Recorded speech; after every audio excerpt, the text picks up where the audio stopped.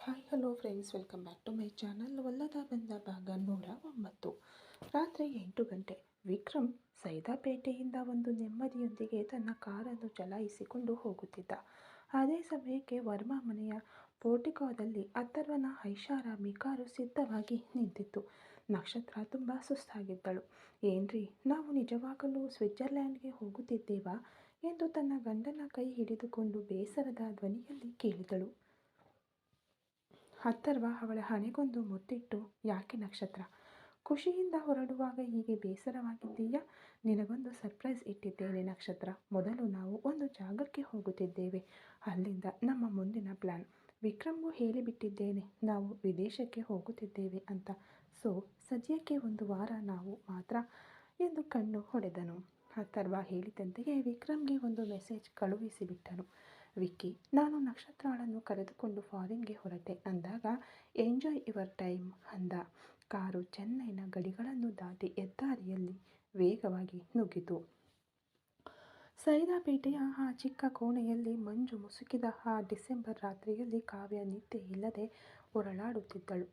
ಕಾಲಿನಲ್ಲಿದ್ದ ನೋವಿಗಿಂತ ಕುತ್ತಿಗೆಯನ್ನು ಬಿಗಿಯುತ್ತಿದ್ದ ಆ ತಾಳಿ ಅವಳನ್ನು ನಿದ್ದೆ ಮಾಡದಂತೆ ತಡೆಯುತ್ತಿತ್ತು. ಕಿಟಕಿಯ ಮೂಲಕ ಕಾಣುತ್ತಿದ್ದ ಬೆಳದಿಂಗಳಿನಲ್ಲಿ ಕಾವ್ಯ ಮೆಲ್ಲನೆ ತನ್ನ ಚೂಡಿದಾರದ ಕುತ್ತಿಗೆಯ ಭಾಗದೊಳಗೆ ಕೈ ಹಾಕಿದಳು. ಅಲ್ಲಿ ತೆಳುವಾದ ಹಳದಿ ದಾರದಲ್ಲಿ ಅರಿಶಿಣದ ಕೊಂಬು ಕಟ್ಟಿದ್ದ ತಾಳಿ ಅವಳ ಹೃದಯದ ಬಡಿತವನ್ನು ಎಣಿಸುತ್ತಿತ್ತು. ಬೆಳಿಗ್ಗೆ ದೇವಸ್ಥಾನದ ಹುಂಡಿಯಲ್ಲಿ ಹಾಕಲು ಹೋದವಳು ಕೊನೆ ಗಳಿಗೆಯಲ್ಲಿ ಮನಸ್ಸು ಬದಲಾಗಿ ತೆಗೆಯಲಾಗದೆ ಚೂಡಿದಾರದೊಳಗೆ ಬಚ್ಚಿಟ್ಟುಕೊಂಡಿದ್ದಳು. ಯಾಕಾಗಿ ಇದನ್ನು ಇನ್ನೂ ಹೊರ್ತಾ ಇದೆಯಾ ಕಾವ್ಯ? ವಿಕ್ರಮ್ ಸರ್ಗೂ ನಿನಗೂ ಏಣಿಯಲ್ಲ, ರಾಕೆಟ್ ಇಟ್ಟರೂ ನಿಲುಕುವುದಿಲ್ಲ. ಆದರೆ ಅವರು ಇದನ್ನು ಕಟ್ಟಿದ ಆ ಕ್ಷಣ ಮಾತ್ರ ಯಾಕೆ ಮನಸ್ಸನ್ನು ಬಿಟ್ಟು ಹೋಗುತ್ತಿಲ್ಲ ಎಂದು ಅವಳು ಒದ್ದಾಡಿದಳು. ಆ ತಾಳಿಯನ್ನು ಮುಟ್ಟಿದಾಗಲೆಲ್ಲ ವಿಕ್ರಮ್ನ ಆ ಅಧಿಕಾರಯುತ ನೋಟವು, ಅವಳನ್ನು ತಬ್ಬಿ ಹಿಡಿದ ಕೈಗಳ ಬಿಸಿಯೂ ಅವಳೊಳಗೆ ಒಂದು ವಿದ್ಯುತ್ ಸಂಚರಿಸಿದಂತೆ ಮಾಡಿತು. ಅದೇ ಸಮಯಕ್ಕೆ ತನ್ನ ಬೃಹತ್ ಕೋಣೆಯ ಬಾಲ್ಕನಿಯಲ್ಲಿ ವಿಕ್ರಮ್ ನಿಂತಿದ್ದನು. ರಾತ್ರಿಯ ಚಳಿ ಅವನನ್ನು ಸುಡುತ್ತಿತ್ತು. ಅಣ್ಣ ಇರಲಿಲ್ಲ. ಹಾಗಾಗಿ ಇಂದು ರಾತ್ರಿ ಕೈಯಲ್ಲಿ ಮದ್ಯದ ಲೋಟ ಹಿಡಿದಿದ್ದನು. ಕಾವ್ಯಾಳನ್ನು ನೋಡಿದ ನೆಮ್ಮದಿಗಿಂತ ಅವಳ ಕುತ್ತಿಗೆಯಲ್ಲಿ ತಾನು ಕಟ್ಟಿದ ತಾಳಿಯನ್ನು ಕಾಣದ ಆ ಒಂದು ದೃಶ್ಯ ಅವನನ್ನು ಹಿಂಸಿಸುತ್ತಿತ್ತು. ಚುರುಕ್ ಅಂತ ಒಂದು ಮುಳ್ಳು ಚುಚ್ಚಿದ ಹಾಗಿತ್ತು. ಅದು ಯಾಕೆ? ತಾಳಿಯನ್ನು ತೆಗೆದು ಹುಂಡಿಯಲ್ಲಿ ಹಾಕುತ್ತೇನೆ ಎಂದು ಲೆಟರ್ ಬರೆದಿಟ್ಟು ಹೋದೆಯಲ್ಲ, ಹೇಳಿದ ಹಾಗೆ ನಿಜವಾಗಿಯೂ ಮಾಡಿಬಿಟ್ಟೆಯಾ ಕಾವ್ಯ ಎಂದು ವಿಕ್ರಮ್ ತನಗೆ ತಾನೇ ಕೊರಗುತ್ತಿದ್ದನು. ಅವಳ ಕುತ್ತಿಗೆಯಲ್ಲಿ ಆ ಹಳದಿ ದಾರ ಇಲ್ಲದಿರುವುದು ಅವನಿಗೂ ಅವಳಿಗೂ ಇದ್ದ ಒಂದೇ ಒಂದು ತೆಳುವಾದ ಬಂಧವು ಕಡಿದು ಹೋದಂತೆ ಅವನಿಗೆ ಅನ್ನಿಸಿತು. ಅವನ ಮನಸ್ಸು ಮೆಲ್ಲನೆ ಮಾಯಾ ನೆನಪುಗಳ ಕಡೆಗೆ ಜಾರಿತು. ಒಂದೆಡೆ ತಾನು ಆಳವಾಗಿ ಪ್ರೀತಿಸಿದ ಮಾಯಾ ಇನ್ನೊಬ್ಬನ ಹೆಂಡತಿಯಾಗಿ ಒದ್ದಾಡುತ್ತಿದ್ದಾಳೆ. ಅವಳನ್ನು ಕಾಪಾಡಲು ಸಾಧ್ಯವಾಗಲಿಲ್ಲವಲ್ಲ ಎಂಬ ಪ್ರೇಮ ವೈಫಲ್ಯದ ನೋವು ಒಂದೆಡೆ. ಅವಳನ್ನು ನಾನೇ ತಿಳಿದು ಕಳೆದುಕೊಂಡೆ. ಸ್ವಲ್ಪ ಸುಮ್ಮನಿರಬಹುದಿತ್ತು. ನನ್ನ ಮಾಯಾ ಈಗ ಎಲ್ಲಿದ್ದಾಳೋ? ಆ ಸಾಗರ್ ಅವಳನ್ನು ಹೇಗೆಲ್ಲ ಹಿಂಸಿಸುತ್ತಿದ್ದಾನೋ? ವಿಷ್ಣು ಅವಳಿಗೆ ರಕ್ಷಣೆಯಾಗಿ ಇರುತ್ತಾನಾ? ಈಗ ಸಾಗರ್ ಜೊತೆ ಮಾಯಾ ಇರುತ್ತಾಳಾ? ಇಲ್ಲ ಇನ್ನೂ ಸಾಗರ್ ಮಾಯಾಳನ್ನು ಹುಡುಕುತ್ತಿದ್ದಾನಾ? ಏನೂ ಗೊತ್ತಿಲ್ಲ. ಆದರೆ ನನ್ನ ಮಾಯಾ ಈಗ ನೆಮ್ಮದಿಯಾಗಿ ಇರಲಾರಳು.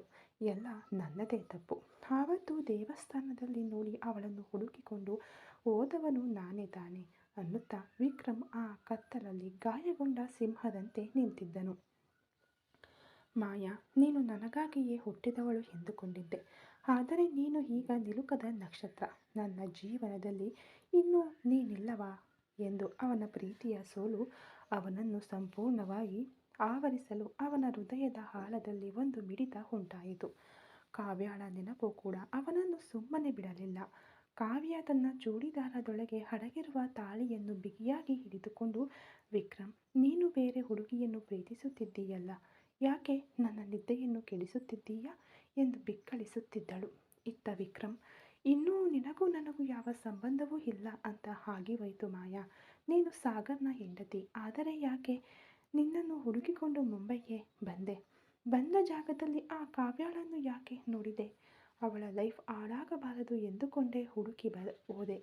ಆದರೆ ಅವಳು ನಾನು ಕಟ್ಟಿದ ತಾಳಿಯನ್ನು ತೆಗೆದು ಹಾಕಿಬಿಟ್ಟು ಏನೂ ನಡೆಯದ ಹಾಗೆ ತುಂಬ ಸಹಜವಾಗಿದ್ದಾಳೆ. ಇನ್ನೂ ಅವಳನ್ನು ಹುಡುಕಿಕೊಂಡು ನಾನು ಹೋಗುವುದಿಲ್ಲ ಎಂದು ಗೊಣಗುತ್ತಲೇ ಮದ್ಯದ ಲೋಟವನ್ನು ಸಂಪೂರ್ಣವಾಗಿ ತನ್ನ ಬಾಯಿಗೆ ಸುರಿದುಕೊಂಡು ಹಾಸಿಗೆಯ ಮೇಲೆ ಒರಗಿದನು. ಚೆನ್ನೈನ ಮಧ್ಯರಾತ್ರಿಯ ಮೌನ ಆ ಬೃಹತ್ ಗೆಸ್ಟ್ ಹೌಸ್ನ ಗೋಡೆಗಳೊಳಗೆ ನುಗ್ಗಿ ಮಂಡಿಯೂರಿ ನಿಂತಿತ್ತು.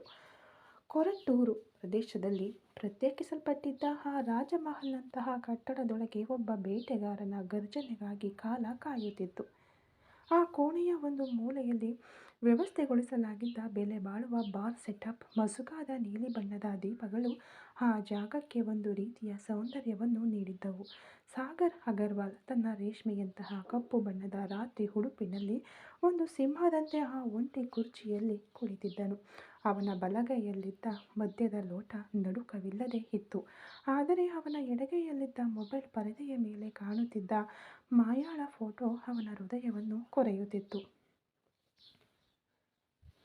ಅವಳು ನಕ್ಕ ಫೋಟೋ ಅದು. ಲಂಡನ್ನಲ್ಲಿ ಅವನು ಅವಳನ್ನು ಮೊದಲ ಬಾರಿಗೆ ಒಂದು ಶಾಪಿಂಗ್ ಮಾಲ್ನಲ್ಲಿ ನೋಡಿದಾಗ ತೆಗೆದದ್ದು.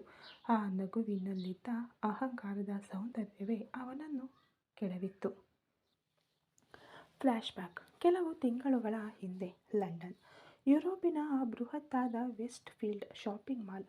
ಗಾಜಿನಿಂದ ನಿರ್ಮಿತವಾದ ಆ ಬೃಹತ್ ಕಟ್ಟಡದ ಚಾವಣಿಯನ್ನು ತೂರಿಕೊಂಡು ಬರುತ್ತಿದ್ದ ಚಳಿಗಾಲದ ಸೂರ್ಯ ಒಳಗಿದ್ದ ಪ್ರತಿಯೊಂದು ವಸ್ತುವನ್ನು ಮಿನುಗುವಂತೆ ಮಾಡುತ್ತಿದ್ದನು.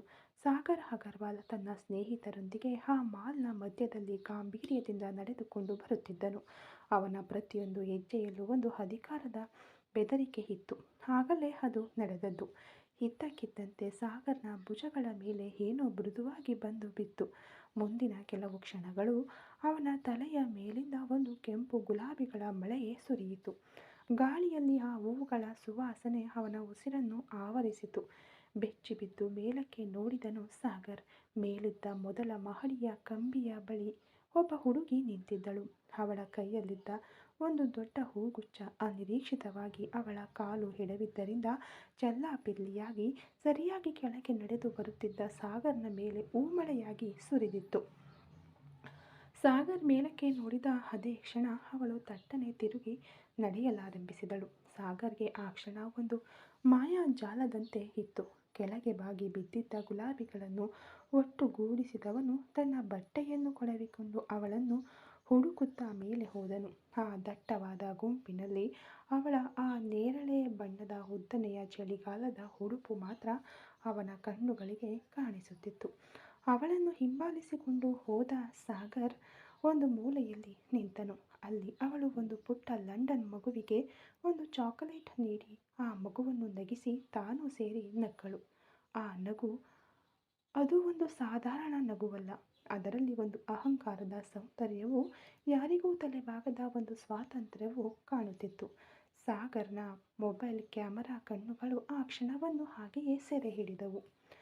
ಏ ಸಾಗರ್, ನೀನಾ ಹೀಗೆ ಒಂದು ಹುಡುಗಿಯ ಹಿಂದೆ ಹೋಗುತ್ತಿರುವುದು ಎಂದು ತನಗೆ ತಾನೇ ಹೇಳಿಕೊಂಡನು. ಕೈಯಲ್ಲಿದ್ದ ಆ ಹೂವುಗಳನ್ನು ಹತ್ತಿರವಿದ್ದ ಒಂದು ಟೇಬಲ್ ಮೇಲೆ ಇಟ್ಬಿಟ್ಟು ತಿರುಗಿ ನಡೆದನು.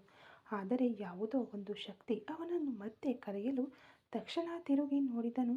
ಅವನು ಇಟ್ಟು ಬಂದಿದ್ದ ಆ ಹೂವುಗಳನ್ನು ಮಾಯಾ ಈಗ ಕೈಯಲ್ಲಿ ತೆಗೆದುಕೊಂಡಿದ್ದಳು. ಹೂವುಗಳನ್ನು ಒಂದೊಂದಾಗಿ ಸವರಿ ನೋಡುತ್ತಾ, ಎಲ್ಲರೂ ನನ್ನ ಹತ್ತಿರವೇ ಹಿಂತಿರುಗಿ ಬಂದಿರಾ? ನೀವೆಲ್ಲರೂ ಎಲ್ಲಿಗೆ ಹೋಗಲಿದ್ದೀರಿ ಗೊತ್ತಾ ಎಂದು ಆ ಹೂವುಗಳ ಬಳಿ ಅವಳು ಮಾತನಾಡಿಕೊಂಡು ನಡೆಯಲು ಸಾಗರ್ ದಂಗಾಗಿ ಹೋದನು. ಅವಳ ಹತ್ತಿರವಿದ್ದ ಹೂವು ನನ್ನ ಹತ್ತಿರ ಬಂತು, ನನ್ನ ಹತ್ತಿರ ಇದ್ದದ್ದು ಅವಳ ಹತ್ತಿರ ಹೋಯಿತು. ಇದೇನು ಆಟ ಎಂದು ಸಾಗರ್ನ ಮೆದುಳು ಮೊದಲ ಬಾರಿಗೆ ಒಬ್ಬ ಹುಡುಗಿಯ ಬಗ್ಗೆ ಯೋಚಿಸಲು ಶುರು ಮಾಡಿತು. ಅವಳು ಆ ಹೂವುಗಳೊಂದಿಗೆ ಅಲ್ಲಿಂದ ಹೊರಡಲು ಸಾಗರ್ ಅವಳನ್ನು ಹಿಂಬಾಲಿಸಿದನು.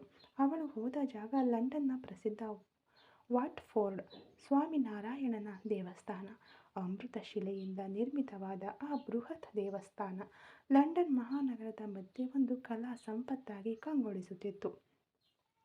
ಸೂಕ್ಷ್ಮವಾಗಿ ಕೆತ್ತನೆ ಕೆಲಸಗಳು, ಆಕಾಶವನ್ನು ಮುಟ್ಟುವ ಗೋಪುರಗಳು ಎಂದು ಆ ಜಾಗವೇ ಒಂದು ದೈವಿಕ ಸೌಂದರ್ಯದಿಂದ ಬೆಳಗುತ್ತಿತ್ತು.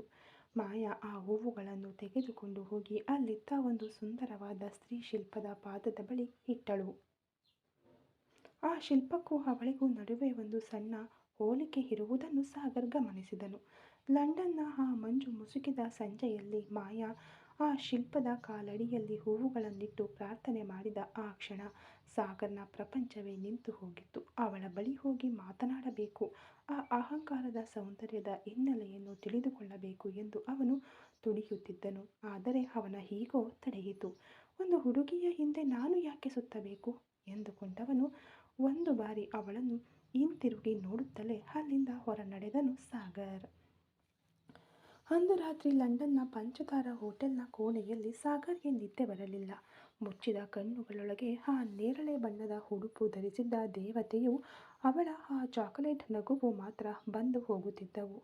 ತನ್ನನ್ನು ಕಾಡುವ ಅವಳ ನೆನಪುಗಳನ್ನು ಓಡಿಸಲು ಎಷ್ಟೋ ಪ್ರಯತ್ನಿಸಿದನು. ಆದರೆ ಅವನನ್ನು ಬಿಟ್ಟು ಹೋಗದೆ ಅವನ ನೆನಪುಗಳಲ್ಲೇ ಉಳಿದು ಬಿಟ್ಟಳು ಮಾಯಾ. ಮರುದಿನ ಬೆಳಿಗ್ಗೆ ಮತ್ತೆ ಅದೇ ದೇವಸ್ಥಾನಕ್ಕೆ ಹೋದನು. ಅಲ್ಲಿ ಆ ಅಮೃತ ಶಿಲೆಯ ಶಿಲ್ಪ ಹಾಗೆಯೇ ಇತ್ತು. ಆದರೆ ಮಾಯಾ ಇರಲಿಲ್ಲ. ಯಾವುದನ್ನೋ ಕಳೆದುಕೊಂಡ ತವಕದಲ್ಲಿ ಅಲ್ಲಿದ್ದ ಹೂವಿನ ಅಂಗಡಿಯಲ್ಲಿದ್ದ ಅಷ್ಟು ಕೆಂಪು ಗುಲಾಬಿಗಳನ್ನು ಖರೀದಿಸಿ ಆ ಶಿಲ್ಪದ ಪಾದದ ಬಳಿ ಸುರಿದನು ಸಾಗರ್. ಆ ನಂತರ ಲಂಡನ್ ಪ್ರವಾಸ ಮುಗಿದು ಮುಂಬೈಗೆ ಹಿಂತಿರುಗಿದ ಮೇಲೂ ಸಾಗರ್ಗೆ ಅವಳನ್ನು ಮರೆಯಲು ಸಾಧ್ಯವಾಗಲಿಲ್ಲ. ಪ್ರತಿ ರಾತ್ರಿಯೂ ಮದ್ಯದ ಲೋಟಕ್ಕಿಂತ ಅವಳ ಆ ನಗು ಮೊಗವೇ ಅವನಿಗೆ ಮತ್ತೇರಿಸುತ್ತಿತ್ತು. ಏ ಸಾಗರ್, ನೀನಾ ಹೀಗೆ ಒಂದು ಹುಡುಗಿಗಾಗಿ ಒದ್ದಾಡುತ್ತಿರುವುದು? ಸ್ವಲ್ಪ ಯೋಚಿಸಿದ್ದರೆ ಅವತ್ತೇ ಅವಳ ಹತ್ತಿರ ಮಾತನಾಡಬಹುದಿತ್ತಲ್ವಾ ಎಂದು ಅವನ ಒಂದು ಮನಸ್ಸು ಒದ್ದಾಡಿತು. ಇಲ್ಲ ಸಾಗರ್, ಇದೆಲ್ಲ ನಿನಗೆ ಸರಿ ಹೊಂದುವುದಿಲ್ಲ. ನಿನ್ನ ಗುರಿ ಬೇರೆ, ನಿನ್ನ ದಾರಿ ಬೇರೆ ಎಂದು ಅವನ ಗರ್ವ ಅವನನ್ನು ತಡೆಯಿತು. ಆದರೂ ಒಳಗೊಳಗೆ ಯಾವುದೋ ಒಂದು ದೊಡ್ಡ ನಷ್ಟ ಅವನ ಹೃದಯವನ್ನು ಕಾಡಿತ್ತು. ಆ ಪರಿಣಾಮವನ್ನು ತನ್ನ ಬಿಸ್ನೆಸ್ ಹುಚ್ಚಿನಿಂದ ಮುಚ್ಚಿ ಹಾಕಲು ಪ್ರಯತ್ನಿಸಿದನು. ಕಾಲ ತನ್ನ ದಾಳಗಳನ್ನು ಉರುಳಿಸಲು ಶುರು ಮಾಡಿತು. ಆಗಲೇ ಚೆನ್ನೈನಲ್ಲಿ ವಿಷ್ಣುಪ್ರಸಾದ್ನ ಮದುವೆ ಅದ್ಧೂರಿಯಾಗಿ ನಡೆಯಿತು. ಆದಿಶೇಷನ್ನ ಫೇಸ್ಬುಕ್ ಪುಟದಲ್ಲಿ ಆ ಮದುವೆಯ ಫೋಟೋಗಳನ್ನು ಪೋಸ್ಟ್ ಮಾಡಲಾಗಿತ್ತು. ಆಕಸ್ಮಿಕವಾಗಿ ತನ್ನ ಲ್ಯಾಪ್ಟಾಪ್ನಲ್ಲಿ ಅದನ್ನು ನೋಡಿದ ಸಾಗರ್ನ ಕಣ್ಣುಗಳು ಹರಳಿದವು. ಒಂದೇ ಒಂದು ಫ್ಯಾಮಿಲಿ ಫೋಟೋ. ಅದರಲ್ಲಿ ವಧುವರರ ಪಕ್ಕದಲ್ಲಿ ತನ್ನ ತಾಯಿ ತಂದೆಯೊಂದಿಗೆ ಅವನನ್ನು ಆಕರ್ಷಿಸಿದ ನಗುವಿನೊಂದಿಗೆ ನಿಂತಿದ್ದಳು ಮಾಯಾ. ಸಾಗರ್ನ ಹೃದಯ ಒಂದು ನಿಮಿಷ ಸ್ತಬ್ಧವಾಯಿತು. ಲಂಡನ್ನಲ್ಲಿ ತಾನು ಹುಡುಕಿದ ಆ ದೇವತೆ ಆದಿಶೇಷನ್ನ ಕುಟುಂಬಕ್ಕೆ ಸೇರಿದವಳಾ ಎಂದು ಅವನ ಮುಖದಲ್ಲಿ ಒಂದು ವಿಕೃತವಾದ ನಗು ಮೂಡಿತು. ತಕ್ಷಣ ವಿಮಾನದ ಮೂಲಕ ಚೆನ್ನೈಗೆ ಬಂದು ಇಳಿದನು. ಅವನು ವಿಮಾನದಿಂದ ಇಳಿಯುವಾಗ ಡಿಟೆಕ್ಟಿವ್ ಏಜೆನ್ಸಿಯ ಮೂಲಕ ಸಂಗ್ರಹಿಸಿದ ಅವಳ ಬಗೆಗಿನ ಮಾಹಿತಿಗಳಿದ್ದ ಫೈಲ್ ಅವನ ಕೈ ಸೇರಿತು. ಅದನ್ನು ನೋಡಿದವನು ಹಾಗೆಯೇ ಬ್ಯಾಗಿನಲ್ಲಿಟ್ಟುಕೊಂಡು ತನ್ನ ವೈಯಕ್ತಿಕ ಗೆಸ್ಟ್ ಹೌಸ್ಗೆ ತೆರಳಿದ. ಚೆನ್ನೈನ ಆ ಮಧ್ಯರಾತ್ರಿಯ ನಿಶ್ಶಬ್ದದಲ್ಲಿ ಸಾಗರ್ ತನ್ನ ಟೇಬಲ್ ಮೇಲಿದ್ದ ಆ ರಹಸ್ಯ ತನಿಖಾ ವರದಿಯನ್ನು ಮತ್ತೊಮ್ಮೆ ಓದಿದನು. ಅದರ ಪ್ರತಿಯೊಂದು ಸಾಲು ಕೂಡ ಮಾಯಾ ಬಗ್ಗೆ ಅವನಿಗೆ ಒಂದು ಹೊಸ ಚಿತ್ರಣವನ್ನು ತೋರಿಸುತ್ತಿತ್ತು. ಇದುವರೆಗೂ ಅವನು ನೋಡಿದ ಹುಡುಗಿಯರೆಲ್ಲರೂ ಯಾರದ್ದೋ ನೆರಳಿನಲ್ಲಿ ಬದುಕುವವರಾಗಿದ್ದರು ಅಥವಾ ತಮ್ಮ ಸೌಂದರ್ಯವನ್ನೇ ಬಂಡವಾಳವನ್ನಾಗಿಸಿಕೊಂಡವರಾಗಿದ್ದರು. ಆದರೆ ಮಾಯಾ ಅವಳೇ ಒಂದು ವಿಭಿನ್ನ ಸೃಷ್ಟಿ. ಆ ವರದಿಯಲ್ಲಿದ್ದ ಮಾಹಿತಿಗಳು ಸಾಗರ್ನನ್ನು ಆಶ್ಚರ್ಯದ ತುತ್ತ ತುದಿಗೆ ಕೊಂಡೊಯ್ದವು. ಆದಿಶೇಷನ್ನಂತಹ ಕೋಟ್ಯಾಧಿಪತಿ ತಂದೆ, ವಿಷ್ಣುಪ್ರಸಾದ್ನಂತಹ ಪ್ರಭಾವಶಾಲಿ ಅಣ್ಣ ಇದ್ದರೂ ಮಾಯಾ ಅವರ ಮುಂದೆ ಒಂದು ಪೈಸೆಗೂ ಕೈಯೊಡ್ಡಿ ನಿಂತಿರಲಿಲ್ಲ. ಸ್ವಂತ ಕಾಲಿನ ಮೇಲೆ ನಿಲ್ಲಬೇಕೆಂಬ ಛಲ ಎಂದು ಸಾಗರ್ ತನಗೆ ತಾನೇ ಪಿಸುಗುಟ್ಟಿಕೊಂಡ. ತನ್ನ ಸ್ವಂತ ಸಾಮರ್ಥ್ಯದಿಂದ ಬ್ಯಾಂಕ್ ಸಾಲವನ್ನು ಪಡೆದು ಆ ಬೃಹತ್ ಮಾಯಾ ಕಾಪರ್ ಇಂಡಸ್ಟ್ರೀಸ್ ಫ್ಯಾಕ್ಟರಿಯನ್ನು ಅವಳು ಕಟ್ಟಿದ ರೀತಿ ಒಂದು ವೀರಗಾಥೆಯಂತಿತ್ತು. 2 ವರ್ಷಗಳ ಕಾಲ ಆ ಕಾರ್ಖಾನೆಗಾಗಿ ತನ್ನ ರಕ್ತ ಬೆವರನ್ನು ಹರಿಸಿ ಅವಳು ಅದನ್ನು ಬೆಳೆಸಿದ್ದಳು. ಇನ್ನೂ ಕೆಲವು ವರ್ಷಗಳ ಸಾಲದ ಬಾಕಿ ಇತ್ತು. ಅದನ್ನು ತೀರಿಸುವುದಕ್ಕಾಗಿ ಮತ್ತು ತನ್ನ ಪರಿಶ್ರಮದಿಂದ ನಿರ್ನಾಮವಾದ ಆ ಸಾಮ್ರಾಜ್ಯವನ್ನು ಉತ್ತುಂಗಕ್ಕೆ ಕೊಂಡೊಯ್ಯಲು ಅವಳು ಹಗಲಿರುಳು ನಿದ್ದೆ ಇಲ್ಲದೆ ಶ್ರಮಿಸುತ್ತಿದ್ದಳು ಎಂಬ ಮಾಹಿತಿಗಳು ಸಾಗರ್ನ ಹೃದಯವನ್ನು ಎಲ್ಲೋ ಒಂದು ಕಡೆ ಸ್ಪರ್ಶಿಸಿದವು. ಸಾಗರ್ ಕಿಟಕಿಯ ಮೂಲಕ ಚೆನ್ನೈನ ಕತ್ತಲ ರಸ್ತೆಗಳನ್ನು ನೋಡಿದ. ಅವನೊಳಗೆ ಒಂದು ವಿಚಿತ್ರವಾದ ಭಾವನೆ. ಅವಳ ಆ ಆತ್ಮವಿಶ್ವಾಸ ಮತ್ತು ಯಾರನ್ನೂ ಅವಲಂಬಿಸದ ಆ ಛಲವು ಅವನೊಳಗೆ ಅವಳ ಬಗ್ಗೆ ಒಂದು ದೊಡ್ಡ ಗೌರವವನ್ನು ಬಿತ್ತಿತ್ತು. ಯಾರು ಈ ಮಾಯಾ? ಇಷ್ಟು ಸುಂದರವಾದ ಮುಖದ ಹಿಂದೆ ಇಷ್ಟೊಂದು ಬಲವಾದ ಉಕ್ಕಿನ ಮಹಿಳೆ ಅಡಗಿದ್ದಾಳಲ್ಲ ಎಂದು ಅವನ ಕಣ್ಣುಗಳು ಮೆಚ್ಚುಗೆಯಿಂದ ಹರಳಿದವು. ಆದರೆ ಆ ಗೌರವಭರಿತ ಆಕರ್ಷಣೆಯನ್ನು ಪ್ರೀತಿ ಎಂದು ಒಪ್ಪಿಕೊಳ್ಳಲು ಅವನ ಅಹಂಕಾರ ಸಿದ್ಧವಿರಲಿಲ್ಲ. ಸಾಗರ್ನ ಮಟ್ಟಿಗೆ ಪ್ರೀತಿ ಎಂದರೆ ತನ್ನನ್ನು ಒಂದು ಕಡೆ ಕಟ್ಟಿಹಾಕುವ ಬೇಡಿ, ಒಂದು ಹುಡುಗಿಯ ಮುಂದೆ ತಲೆಬಾಗುವುದು ಎಂಬುದು ಅವನ ನಿಘಂಟಿನಲ್ಲೇ ಇರಲಿಲ್ಲ. ಇಲ್ಲ, ಇದು ಪ್ರೀತಿಯಲ್ಲ. ಇದೊಬ್ಬ ಬೇಟೆಗಾರನಿಗೆ ಒಂದು ಬಲವಾದ ಬೇಟೆಯನ್ನು, ಮೊಟ್ಟ ಮೊದಲ ಬಾರಿಗೆ ಪ್ರತಿಭಾವಂತ ಹುಡುಗಿಯನ್ನು ನೋಡಿದಾಗ ಉಂಟಾಗುವ ಕುತೂಹಲವಷ್ಟೇ ಎಂದು ತನಗೆ ತಾನೇ ಸುಳ್ಳು ಹೇಳಿಕೊಂಡನು. ಆದರೂ ಅವನು ಸ್ಕ್ರೀನ್ ಮೇಲೆ ಕಾಣುತ್ತಿದ್ದ ಮಾಯಾ ಫೋಟೋವನ್ನು ಮತ್ತು ಅವಳ ಕಾರ್ಖಾನೆ ಬೆಳೆದ ಕಥೆಯನ್ನು ನೋಡುತ್ತಲೇ ಇದ್ದನು. ಅವನ ನಿಘಂಟಿನಲ್ಲಿ ಆತ್ಮವಿಶ್ವಾಸವನ್ನು ಕುಗ್ಗಿಸುವುದು ಎಂಬ ಪದಕ್ಕೆ ಜಾಗವಿರಲಿಲ್ಲ. ಬದಲಾಗಿ ಆ ಅಹಂಕಾರ ಮತ್ತು ಆ ತುಂಟ ನಗು ತನಗೆ ಮಾತ್ರ ಸೇರಬೇಕು ಎಂಬ ಒಂದು ಬಗೆಯ ತೀರದ ದಾಹ ಅವನೊಳಗೆ ಸೃಷ್ಟಿಯಾಯಿತು. ಅವಳನ್ನು ಹುಡುಕಿಕೊಂಡು ನಾನು ಹೋಗುವುದಿಲ್ಲ, ಅವಳನ್ನು ಹಿಂಬಾಲಿಸಿ ಹೋಗಿ ಅವಳ ಸ್ವಾತಂತ್ರ್ಯವನ್ನು ಕಸಿದುಕೊಳ್ಳುವುದಿಲ್ಲ. ಅಧಿಕೃತವಾಗಿ ಅವಳ ತಂದೆ ಆದಿಶೇಷನ್ ಅವರಲ್ಲೇ ಹೆಣ್ಣು ಕೇಳಿ ಮದುವೆಯಾಗುತ್ತೇನೆ ಎಂದು ಸಾಗರ್ ನಿರ್ಧರಿಸಿದ. ಅವನಿಗೆ ಪ್ರೀತಿ ಎಂಬುದಕ್ಕಿಂತ ಅವಳನ್ನು ತನ್ನ ಜೀವಿತಾವಧಿಯ ಸಂಗಾತಿಯಾಗಿ, ಅಂದರೆ ಅಗರ್ವಾಲ್ ಮನೆಯ ಸೊಸೆಯಾಗಿ ಮಾಡಿಕೊಳ್ಳುವುದರಲ್ಲೇ ಅವನ ಮನಸ್ಸು ನೆಲೆಸಿತು. ಅದೇ ಸಮಯದಲ್ಲಿ ವಿಧಿಯ ಆಟ ಮಾಯಾಗೆ ಸಾಧಕವಾಗಿರಲಿಲ್ಲ. ಅಥರ್ವ ಮತ್ತು ಅವಳ ನಡುವಿನ ಆ ಯುದ್ಧ ಮಾಯಾ ಕನಸಾದ ಕಾಪರ್ ಫ್ಯಾಕ್ಟರಿಯನ್ನು ಮುಚ್ಚುವ ಹಂತಕ್ಕೆ ತಂದು ನಿಲ್ಲಿಸಿತು. ಆದರೂ ಸೋಲೊಪ್ಪಿಕೊಳ್ಳುವುದಿಲ್ಲ ಎಂದು ದೃಢವಾಗಿ ನಿಂತ ಮಾಯಾ ತನ್ನ ಕಾರ್ಖಾನೆಗೆ ಬೇಕಾದ ಕಚ್ಚಾ ವಸ್ತುಗಳಿಗಾಗಿ ಅನೇಕ ಕಂಪನಿಗಳ ಮೆಟ್ಟಿಲುಗಳನ್ನು ಹತ್ತಿ ಇಳಿದಳು. ಆದರೆ ಅವಳು ಎಲ್ಲಿಗೆ ಹೋದರೂ ಬಾಗಿಲುಗಳು ಮುಚ್ಚಲ್ಪಟ್ಟಿದ್ದವು. ಕಾರಣ, ಆ ಎಲ್ಲ ಸಂಸ್ಥೆಗಳು ಪರೋಕ್ಷವಾಗಿ ಅಥರ್ವನ ಹಿಡಿತದಲ್ಲಿದ್ದವು. ಮಾಯಾ ಸಾಮ್ರಾಜ್ಯ ಕುಸಿದು ಬಿಡುತ್ತದೆಯೋ ಎಂಬ ಆ ಸಂಕಷ್ಟದ ಪರಿಸ್ಥಿತಿಯಲ್ಲೇ ಸಾಗರ್ ಅಗರ್ವಾಲ್ ಮೊದಲ ಬಾರಿಗೆ ತನ್ನ ದಾಳಗಳನ್ನು ಉರುಳಿಸಿದ. ಅವನು ಅವಳನ್ನು ಹುಡುಕಿಕೊಂಡು ಹೋಗಲಿಲ್ಲ, ಬದಲಾಗಿ ಅವಳನ್ನೇ ತನ್ನ ಮುಖ್ಯ ಕಚೇರಿಗೆ ಬರುವಂತೆ ಮಾಡಿದ. ತನ್ನ ಬೃಹತ್ ಕ್ಯಾಬಿನ್ನಲ್ಲಿ ತಣ್ಣನೆಯ ನೋಟದೊಂದಿಗೆ ಕುಳಿತಿದ್ದ ಸಾಗರ್ ತನ್ನ ಮುಂದೆ ಆತಂಕದಿಂದ ಆದರೆ ಅಷ್ಟೇ ಧೈರ್ಯದಿಂದ ನಿಂತಿದ್ದ ಮಾಯಾಳನ್ನು ನೋಡಿದ. ಅವಳು ಯಾವುದನ್ನೂ ಹೊರಹಾಕದೆ ತನ್ನ ಕಾರ್ಖಾನೆಯ ಅಗತ್ಯಗಳನ್ನು ಹೇಳಿದಾಗ ಸಾಗರ್ ಒಂದು ನಗುವಿನೊಂದಿಗೆ ಆ ಐತಿಹಾಸಿಕ ಒಪ್ಪಂದವನ್ನು ಅವಳ ಮುಂದೆ ಚಾಚಿದ. 5 ವರ್ಷಗಳು ನಿನ್ನ ಕಾರ್ಖಾನೆಗೆ ಬೇಕಾದ ಎಲ್ಲ ಕಚ್ಚಾ ವಸ್ತುಗಳನ್ನು ನನ್ನ ಕಂಪನಿಯು ಯಾವುದೇ ಅಡೆತಡೆ ಇಲ್ಲದೆ ಪೂರೈಸುತ್ತದೆ. ಆ ಒಂದು ಸಹಿ ಪತನದ ಅಂಚಿನಲ್ಲಿದ್ದ ಮಾಯಾ ಕನಸಿಗೆ ಮರುಜೀವ ನೀಡಿತು. ಅವಳ ಉದ್ಯಮವನ್ನು ಉಳಿಸಿಕೊಟ್ಟ ಆ ಕ್ಷಣದಲ್ಲೇ ಸಾಗರ್ ಅವಳ ದೃಷ್ಟಿಯಲ್ಲಿ ಒಬ್ಬ ರಕ್ಷಕನಾಗಿ ಕಂಡನು. ಆದರೆ ಸಾಗರ್ ಆ ಒಪ್ಪಂದಕ್ಕೆ ಸಹಿ ಹಾಕಿದ ಕೆಲವೇ ದಿನಗಳಲ್ಲಿ ಮಾಯಾಗೆ ಹುಷಾರಿಲ್ಲದೆ ಆಫೀಸ್ನಲ್ಲಿ ಮೂರ್ಛೆ ಹೋದಾಗ ಅವಳನ್ನು ಆಸ್ಪತ್ರೆಗೆ ಸೇರಿಸಿ ಆದಿಶೇಷನ್ನನ್ನು ಕರೆಸಿ ಮಾಯಾಳನ್ನು ತನ್ನ ಬಾಳ ಸಂಗಾತಿಯಾಗಿ ಕೇಳಿದನು. ಒಂದು ಕಡೆ ಬಿಸ್ನೆಸ್ ಪಾರ್ಟ್ನರ್ ಆಗಿ, ಮತ್ತೊಂದು ಕಡೆ ಅವಳ ಕೈ ಹಿಡಿಯುವ ಗಂಡನಾಗಿ ಬದಲಾಗಲು ಹಾತೊರೆಯುತ್ತಿದ್ದ ಸಾಗರ್ನ ಆ ರಾಜತಾಂತ್ರಿಕ ಪ್ರಯಾಣ ಅಲ್ಲಿಯೇ ಬೇರೂರಿತು. ಆದರೆ ಇಂದು ಅದೇ ನಗು ಅವನ ಅಹಂಕಾರವನ್ನು ಅಣಕಿಸುವಂತೆ ಅವನಿಗೆ ಭಾಸವಾಯಿತು. ಏಕಾಏಕಿ ಸಾಗರ್ನ ಕಣ್ಣುಗಳು ಕೆಂಪಾದವು, ನರಗಳು ಉಬ್ಬಿದವು. ಒಂದು ಕ್ಷಣವೂ ಯೋಚಿಸದೆ ಕೈಯಲ್ಲಿದ್ದ ಆ ತುಂಬಿದ ಮದ್ಯದ ಬಾಟಲಿಯನ್ನು ಎತ್ತಿ ಗೋಡೆಯತ್ತ ಎಸೆದ. ಚಟಾರ್ ಎಂಬ ಶಬ್ದದೊಂದಿಗೆ ಆ ಬೆಲೆಬಾಳುವ ಗಾಜಿನ ಚೂರುಗಳು ಆ ಕೋಣೆಯ ಐಷಾರಾಮಿತನವನ್ನು ಚೂರು ಚೂರಾಗಿ ಹರಡಿಸಿದವು. ಮದ್ಯದ ವಾಸನೆ ಮತ್ತು ರಕ್ತದಂತಹ ಅದರ ಬಣ್ಣವು ನೆಲದೆಲ್ಲೆಡೆ ಹರಡಿತು. ಶಬ್ದ ಕೇಳಿ ಬಾಗಿಲಲ್ಲಿ ನಿಂತಿದ್ದ 4 ಅಂಗರಕ್ಷಕರು ಅಂದರೆ ಬಾಡಿಗಾರ್ಡ್ಸ್ ಆತಂಕದಿಂದ ಒಳಗೆ ಓಡಿ ಬಂದರು. ಬಾಸ್, ಏನಾಯ್ತು ಬಾಸ್ ಎಂದು ಅವರು ಕೇಳಲು ಸಾಗರ್ ಅವರತ್ತ ತಿರುಗಿ ನೋಡದೆಯೇ ಏನಿಲ್ಲ, ಹೊರಗೆ ಹೋಗಿ ಎಂದು ಕಿರುಚಿದ. ಅವನ ಧ್ವನಿಯಲ್ಲಿದ್ದ ಆ ಅಧಿಕಾರ ಅವರನ್ನು ಒಂದು ಹೆಜ್ಜೆ ಹಿಂತಿರುಗುವಂತೆ ಮಾಡಿತು. ಅವರು ಮೌನವಾಗಿ ಹೊರ ನಡೆದು ಬಾಗಿಲು ಹಾಕಿಕೊಂಡರು. ಸಾಗರ್ ಮೆಲ್ಲನೆ ಎದ್ದು ನಿಂತ. ಅವನ ಆ ಸಿಂಹದ ನಡಿಗೆ ಆ ಕೋಣೆಯ ಮೃದುವಾದ ಕಾರ್ಪೆಟ್ ಮೇಲೂ ಒಂದು ರೀತಿಯ ಕಂಪನವನ್ನು ಉಂಟು ಮಾಡಿತು. ಅವನು ತನ್ನ ಬೃಹತ್ ಬೆಡ್ರೂಮ್ ಒಳಗೆ ಪ್ರವೇಶಿಸಿದ.